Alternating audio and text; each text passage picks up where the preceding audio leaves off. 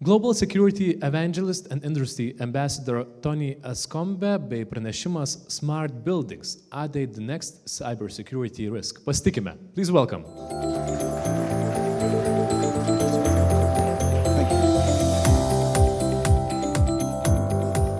So, good morning. Unfortunately, I'm going to speak in English, and I have no idea how he introduced me, so I don't know what he said. So let me tell you a little bit about me to start with. I'm a global security evangelist. What does that really mean? It means I've been in the cybersecurity industry for around 25 years, which sounds like a long time. But if I go back far enough, I used to code in COBOL and Fortran. Does anybody remember those good old days? Punch cards? Yeah, going back a little bit. So this presentation started about a year ago. We did some research on IoT devices, and the IoT devices we were looking at were in the home. And the challenge I gave our research team was actually to see whether we could put IoT devices in a home securely. Were they really as unsafe as everybody was talking about? And what we found was actually, if you used it, big branded IoT devices, security by design was there, and a lot of them were safe. However, there were privacy issues. Our next challenge was then to look at, okay, well, what about the workplace? What if we start putting some of those smart devices in the workplace? What if we have smart lights? If we have smart car parking sensors, smart door locks, etc., etc.? Could they be secure too? And this is kind of where this project started. So what is a smart building? Well, a smart building is, what do we all want as employees and employers? We want to create an environment for our staff to be productive. It needs to be comfortable. We want to make more money as a company. We want our customers to feel comfortable. So creating this environment around a smart building is a cool concept. So a smart building is something where we're looking at the environment and the building starts to be intelligent rather than just bricks and mortar and a place for us to work. We start thinking about this as a living, breathing structure. It's no longer this dumb, unintelligent bricks and mortar place. And it will give real-time management. So suddenly it will start breathing data. And let's just take a look at what might be connected. And I'm going to give you a couple of very cool examples here. There's a big long list of things in a building that might be connected. There's a supermarket in the UK who have, I believe, one of the most innovative smart building devices, actually, that I've seen anybody deploy. A kinetic car park. That sounds very strange, doesn't it? What does he mean, a kinetic car park? As you drive into the supermarket, the car park is on two plates. The plates cause friction. The friction is powering the supermarket. So as a consumer, when you drive in and drive around the car park looking for a space, you're helping power the fridge and the freezer of the things you're about to buy. That's a super clever form of smart building technology. We have the Marriott Hotel Group deployed motion sensor air conditioning in a lot of their hotels in deserts. So, for example, Las Vegas. They saved $10 million in the first year of deploying motion sensors, so they only air condition the building where there are people. I mean, it's all very logical, isn't it? Yeah, but it's all very smart as well. So there's some great ones. In fact, I'll give you one last example here. I was in a Google building recently. It's kind of more of an amusing story, and they had smart elevators. So the elevators were designed to be power sensitive. So the elevator programming was designed to use the least electricity. However, I was standing at the elevator with a group of developers waiting to go down to the canteen for lunch. And they said, we reprogrammed them. We didn't like them. They took too long for us to get to lunch. So these Google developers actually rehacked their elevators and reprogrammed them. So they weren't ecologically friendly. So there's a good example of how smart building technology can be abused in the other way. But there are lots of things on here, and the problem is today they're probably all separately run and separately administered. But what happens when we bring all this data into one thing? What happens when it all comes into one repository? Suddenly I know everything about your company. I know when people come into the car park. I know where the occupancy in the building is. I know where people park. Yeah, I know what time they go to lunch. I know how hot they like their office. Yeah? And we start to get this big picture of exactly how an organization may run. I know whether people work at weekends. Yeah? So I now have this big picture. So imagine the rich data that can start to come out of. I probably know where in the building that your server room is, because I know where you're creating the most air-conditioned environment. So now I've got this big picture, a single data resource. And now you're sitting there thinking, yeah, but my building doesn't look like that. I don't have smart building technology. I don't have this fancy new building. Your building has a room like this? Yeah?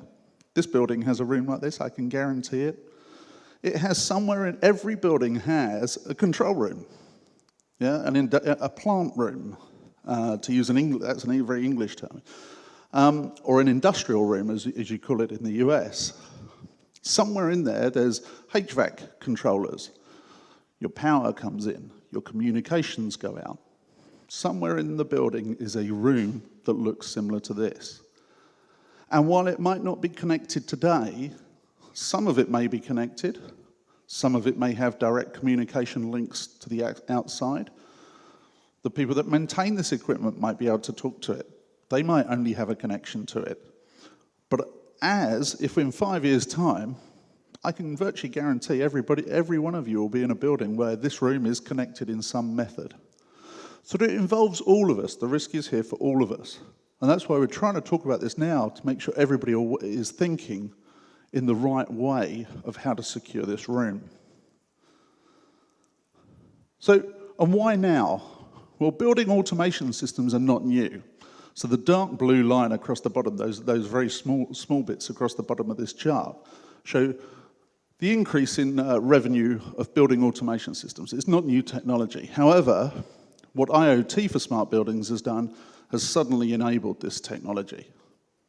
So huge amounts of revenue will be spent on smart building technology. So now is timely. How many of you, and it's a bit bright up here, so I'm going to have to move to the side to see you. How many of you work in a multi-tenanted building? Yeah, I believe it's more than 3 of you. Yeah. The majority of businesses are small businesses. 95% of businesses are SMB. And most small businesses run in multi-tenanted buildings. So you may have 3 floors of a building, and you may share the building with 5 other tenants. So who is actually running the infrastructure of the building? So you have great cybersecurity in your company. You lock everything down. Yeah, you have policies, yeah, you have people, and then you're in this building, and there's an architect who designed the building. Lots of architects are very passionate about controlling the building after it's built. You may have an owner of the building. That owner may well have a management company looking after his building. So now already we've got 3 sets of people. We've got the owner, the architect, and the management company. Then we've got you as the tenant. Then we've got the other tenants who all have different company security policies. So now we've got this multi-person, multi-responsible group of people who should be thinking about how secure the building is and how to secure the systems that run the building. But we don't. So my challenge actually, how many people in this room know the password to their HVAC system? Yeah. How many people would have a problem if the HVAC system, if your heating and control system went up to 40 degrees today and you had to evacuate your building? You'd all have this issue, wouldn't you? Yeah, or not? So there's a huge risk here, and the problem is because it's complex ownership, nobody actually knows where the ownership of this issue really lies. Then if we look within your own company, who manages this? Is it your IT group?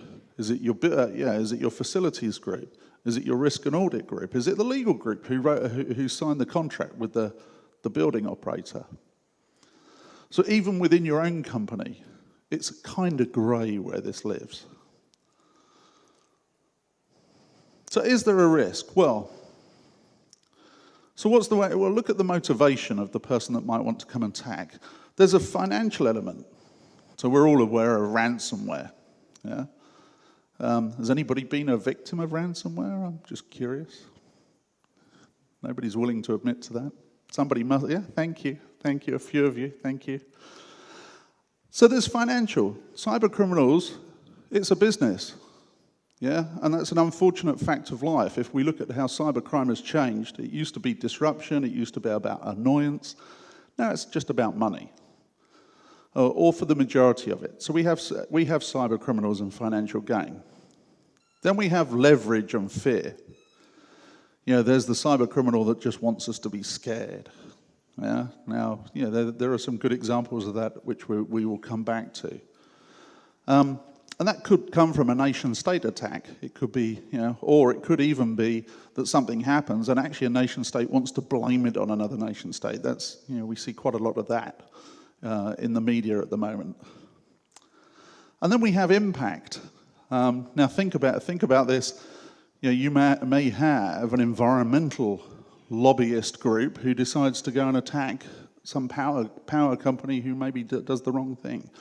Or somebody attacking pharmaceutical companies because they don't like the drugs, or you know, there's lots of different reasons why you'd have hacktivists out there as well. So there's lots of different motivation.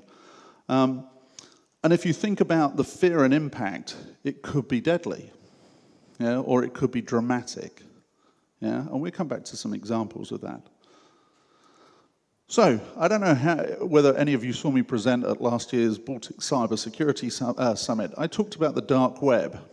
And I talked about how you could purchase ransomware as an individual and potentially go and attack people as a person without knowing too much, so i.e. a disgruntled employee. So how would you go about attacking a building automation system? Because this sounds super complex. Yeah, how do I go about actually finding out the protocols, how the connections, etc., etc.? How many of you have used Shodan? As I say, yeah, and your use of it is to look at webcams. Yeah, I can virtually guarantee you've gone on there and you've looked at a few webcams and you've seen some people's lounge and you've seen their garden. Yeah, good luck. I mean, it's a great way of wasting time.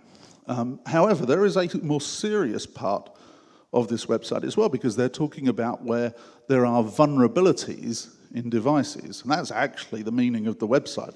It's looking at publicly addressable devices with vulnerabilities where there are open ports.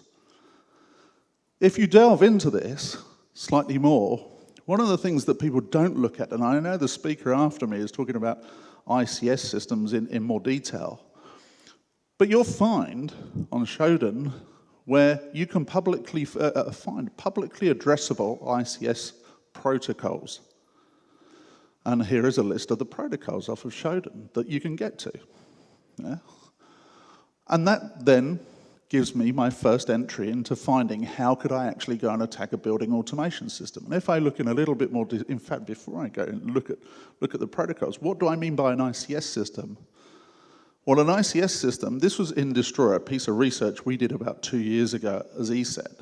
But if we just think a little bit more generally about industrial control systems, we think of power grids, etc., etc. And like I say, the speaker after me is talking in more detail here. But if we go back and look at attacks on ICS systems, maybe something we don't, in the cybersecurity industry, think of every day, Stuxnet.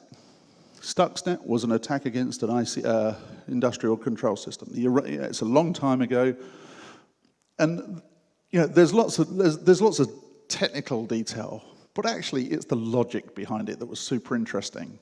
You know, what did it actually do? It collected the log files for 30 days. The piece of malware collected log files for 30 days, then it replayed the log file.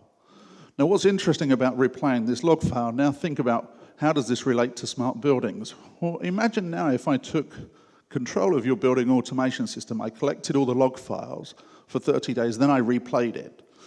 But meanwhile, I'm pumping different levels of air conditioning or different energy consumption, or I've messed with your elevators, or I've changed the parking.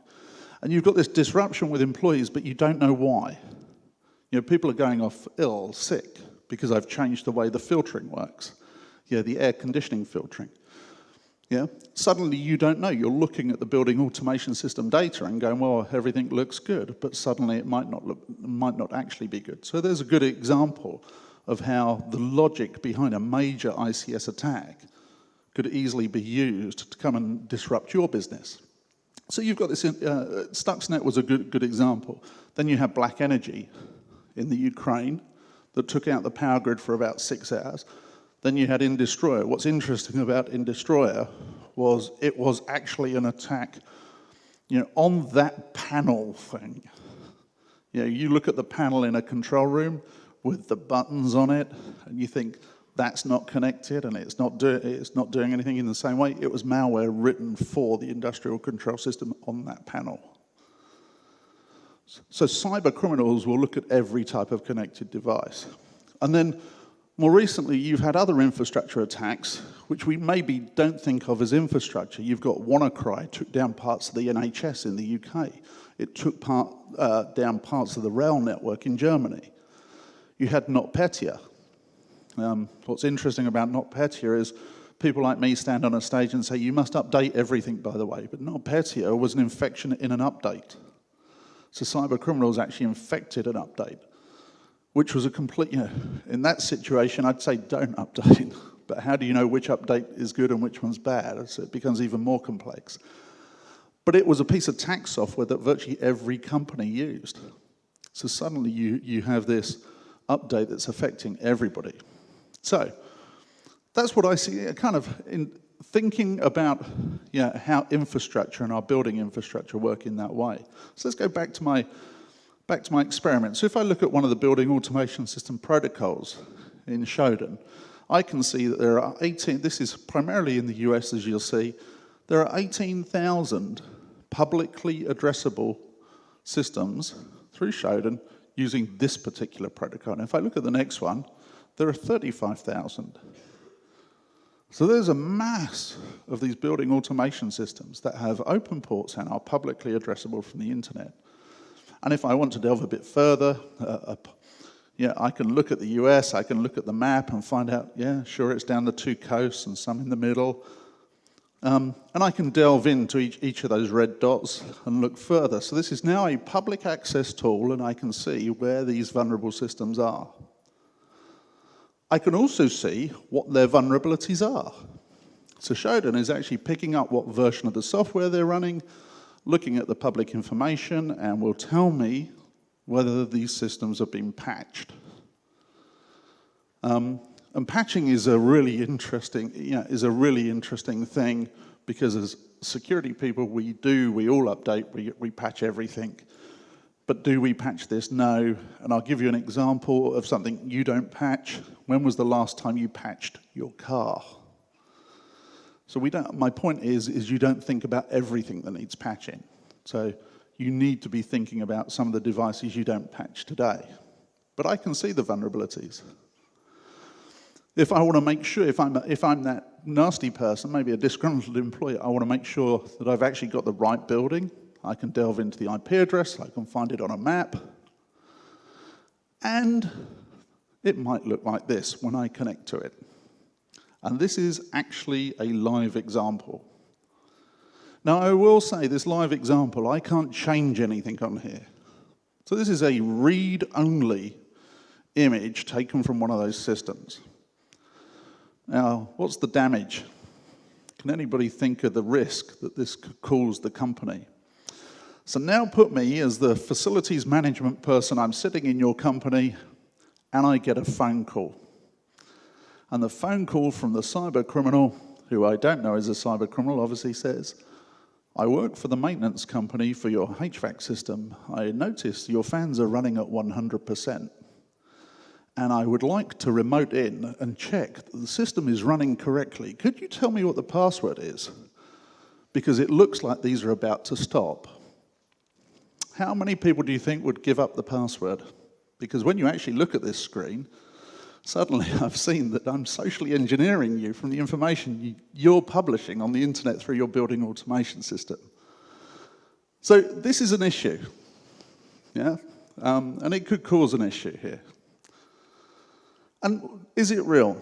You know, lots of other systems you try and connect to through Shodan, show passwords. Now, what's frightening about this particular screen is if you look, we've grayed out the company names. One thing that people do really well is put the company or building name on their building automation systems, so you know which one it is.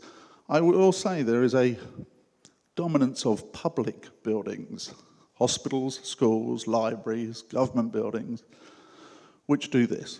But you'll also notice one on this example here is a bank. So a bank is now advertising their building automation system. So it's slightly concerning. So you might look at this and think, yeah, but there's an ID and password. That's fine. So you know the guy that turns up in the grey van and it says something on the side of his van about building management? Do you trust him to set a good password? Do you think he's a cybersecurity expert? Do you think he's got the password written down for every customer he goes to? Do you think it's on a yellow sticky in his van? Yeah, I probably do. I know people that do this as a job. Yeah, they're in no way thinking about security in this way. So it's an issue. And what might it look like? Yeah, does that building automation system have the same policy that your own systems do? You have a server that's reachable from the internet. Server has weak credentials on it. The bad guy steals the credentials. A brute force attack against one of those systems is likely to reap reward. Does the default password work? Do the common passwords work? Can I socially engineer your building management person? Probably. Yeah. Why isn't there two-factor authentication on it? Why is it not behind a VPN? Why is it not firewalled? I shouldn't even be able to see this screen. Now think about how this looks. If I look further, in fact, here is an example of a building automation systems company who actually did put out a vulnerability. And if you want to read that in a bit more detail, here it is, where you could actually get to the configuration files. So this is a real issue, a significant issue. What happens if I take control of your HVAC system? What happens if I heat your server room? So you're sitting there thinking, I've got a security policy, great. But I could attack you through the very infrastructure of your building, a very, very different way. There have been some public examples. Now, fortunately, all the examples I'm going to show you are nice examples. Yeah? This was back in 2013. The Google building in Australia was attacked by a group of security researchers who took control of that panel on the wall as you walk into the building. And they could look at, for example, the alarm system, the security system. They could see, in the article you'll see on Wired, they talk about, there was a big button that said out of hours. Now these security researchers got into the system and didn't push any buttons. They just wanted to prove that the system was vulnerable. Curiously, why was it vulnerable? It's because it wasn't up to date. It wasn't running the latest version of the software. Now, I can tell you now, Google's internal security policy is absolutely to keep everything up to date. Yeah, of course it is. I mean, think about the information they hold on their network. I will say, this system wasn't connected to their main network, though. So there are some differences. The second one was a Google employee last year in the Sunnyvale office. So in their Silicon Valley office, this employee sat there, realized the protocol that controls the door locks had the encryption key embedded in the messages it sent to the door locks. So he could reverse engineer the encryption key, replay the messages, and unlock all the doors, which he did. That's an employee doing it. Yeah. So not so bad. And then we have Dark Reading published an article about two more security researchers at the start of the year who actually wrote a proof of concept, a piece of malware that could be used this way. Now, so how does that look? And I'm conscious of time here. But how does it look if somebody did attack you? What if you received a message that looks something like this? Now, when I said this started from an IoT discussion about a year ago, I then went to a conference and met somebody who has been a victim of siegeware. a building automation system taken control of by cyber criminals. Fortunately, this company had a crisis plan. It was a medical devices company in the US, and the ransom was $50,000. They never paid it because they understood how to roll themselves out of it, which was good. The shocking part of this person's story was not the fact they'd been attacked. That doesn't surprise me. It was when they contacted law enforcement agencies, the law enforcement agency said, yeah, we've seen this before. And it wasn't new. So this is more common than we think. Yeah? But maybe it's just something we don't talk about. And of course, ransomware, as I said earlier on, you can buy ransomware on the dark web. So my point here is, at some stage, will there be building ransomware to attack building automation systems available on the dark web? Will I be able to suddenly go and attack somebody in this way? Maybe. So now if we think about the potential, think about this from the cyber criminal's point of view just for a moment. I've said, what if I overheated your server room? Are any of you from a hospital? Any of you work in the health service? All right, there's a gentleman. Any of you work in schools, education? No? Well, I live in the US. So now imagine if I'm a cyber criminal, I take control of a school and create a lockdown. Yeah? Or I take control of a medical establishment and turn the heating off in winter. Yeah? You're going to evacuate your hospital or pay me the ransom? Yeah, the likelihood is you'll pay me the ransom because evacuating a hospital could cause life-threatening problems. Yeah. So suddenly I've now got this drastic form of cyber attack against you. So think about the consequences. And am I talking about something that's fictional? Well, the city of Atlanta, that's a really interesting example of an attack against the city's smart infrastructure. This is, I define more traditional cybercrime. It was an infection on servers that run their smart city. However, they didn't pay the ransom. $50,000, that's all it would have been. So far, the city of Atlanta have spent $17 million recovering from that attack. So now think about that. Would you start paying the ransom? Well, 2 cities in Florida just have. So Lake City paid $600,000 to a cyber criminal, and Riviera paid $400,000 because they both suffered ransomware attacks in that way. So when you attack the very fabric, the organization, yeah, and my point is, I'm talking about an entire city, but now think about the building you're in. Your building could come under attack in the same way. So all the tenants could be affected. Somebody controlling your systems in that way could be bad. So are we going to see attacks like this in the future? Yeah, I'm sure of it. Yeah, are we going to see some big attacks on big buildings? Yeah, that goes without saying. So I'm going to leave you with, let me skip to the considerations. I'm going to go past a slide, because we can talk about that if you want to outside over lunch. But the questions you should be asking, you should go back to your office. You should ask the people that run your building systems, or the manager of your buildings, or whoever you lease the building from. You should be asking them what their security policies are.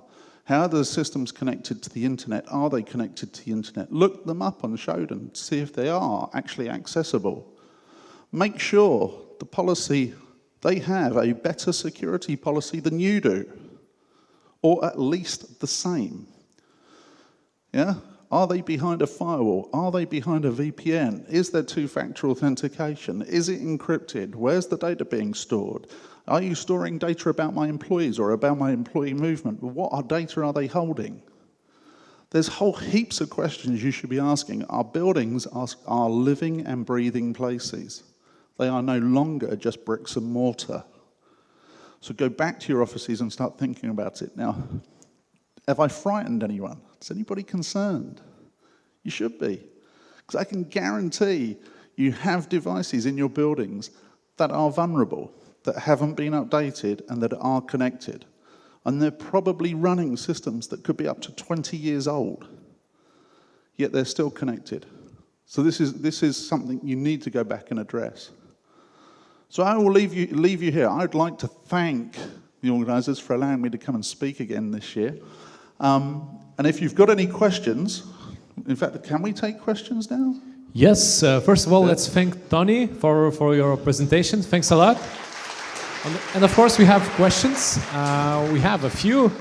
The first one is a funny one. Are you buying any stuff from AliExpress, any Internet of Things stuff? I was wondering, what about the smart doorbells for 40 euros and so on? What do you think about that? That's a really interesting one. So if I was buying, I live in a very disconnected house. Yeah, I won't have anything connected in my house, and I don't have a digital assistant, so I'm probably not the right person to ask. If I was to have IoT devices in my house, I would only buy them from very big vendors. So my example there was, if I'm going to go out and buy a webcam, I would make sure, I would search, I would do my research, vulnerabilities in these webcams. I would go and look on Shodan, but I'm the oddity. When we tested devices that you can buy in, if you're buying the cheap device, the shiny device, you run into the electrical store and you run out and connect it, you're likely to be buying something that could have vulnerabilities. Go in and buy the expensive one that comes from the vendor you know. Yeah, I would liken IoT security to Wi-Fi 10 years ago. When you drove down a residential street, you could connect to everybody's house. Yeah, it was awesome because all Wi-Fi networks were public, and it was really good because you could get Wi-Fi everywhere. Now it's all encrypted. Wi-Fi in 10 years, IoT in 10 years' time, I think will be Wi-Fi as it is today. It will be far more secure than it was back or is now. So Tony basically answered both of the first questions at once, and for the third one, the IoT and 5G technology, that's quite a broad one. You can ask that Tony outside. He'll be answering the questions during the coffee break. So I'll thank you for now. Thank you, Tony. It was wonderful.